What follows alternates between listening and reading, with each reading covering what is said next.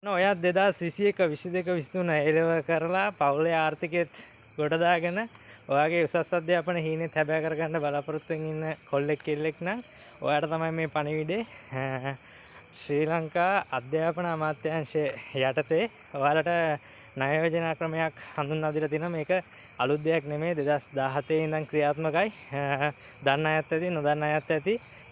රාජ්‍ය නොවන උසස් අධ්‍යාපන ආයතනවල ඔයාලට ඩිග්‍රියක් හදාරන්න ලක්ෂ 3 ඉඳලා ලක්ෂ 15 වෙනකම් කියන්නේ ඔයාලගේ අවශ්‍යතාවයයි ඔයාලගේ සුදුසුකමුයි මත ඔයාලා තෝරගන්න පාඨමාලාවත් එක්ක ලක්ෂ 3 ඉඳලා ලක්ෂ 15 දක්වා ඔයාලට ණය පහසුකම් ලබා දෙනවා. ඒ වගේම ගෙවන පැත්ත ගැන කතා කරොත් එහෙම ඔයාලා දන්නවා උසස් අධ්‍යාපනය හදාරලා ඉවරනාට පස්සේ ඔයාලා ට්‍රේනින් පීරියඩ් එකක් ඉන්න ඕන මාස 6ක් නැත්නම් අවුරුද්දක්.